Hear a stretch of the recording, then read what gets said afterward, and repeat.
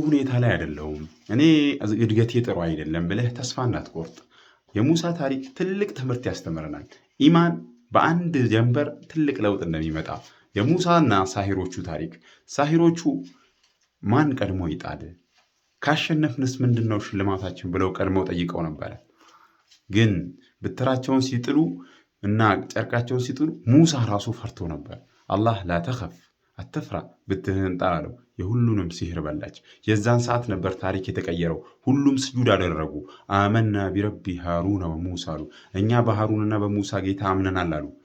እኔ ሰቀላችኋለሁ፣ አንድ እጅና አንድ እግራችሁንም አለያይቼ ቆርጣለሁ ሲል የፈለግከውን ፍረድ፣ አንተ የምትፈርደው በዚህ ዱንያ ላይ ነው አሉ። እነዚህ ሰዎች ሙሉ ህይወታቸውን በድግምት ነበር ያሳለፉት። በአንድ ቅጽበት አማኝ ሆኑ። ከእምነታቸውም ቢገደሉም ቢሰቀሉም የማይቀይሩ ሆኑ። ስለዚህ ወንድሜ እኔ በእንደዚህ አይነት ህይወት ነው ያለፍኩት፣ እኔ እንደዚህ አይነት ነገር ውስጥ ነበርኩ እኔን አትበል።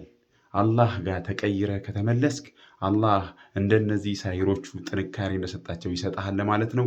ይሄ የኢማን አጃኢብነት ነው። በሳይኮሎጂም ብትሄድ በመጥፎ ያደገ እንደዛው ይጣመማል ይላል። ኢማን ግን ከተስተካከልክ ማንም አንተን ሊያስቆም አይችልም። ተስፋ አትቁረጡ ለማለት ነው። አላህ ኢማናቸው ላይ ጠንክረው ምንም ነገር የማያስቆማቸው ያድርገን። ኮፒ ሊንክ ሼር በማድረግ ደግሞ ሰው አድርሱት። አሰላሙ አለይኩም።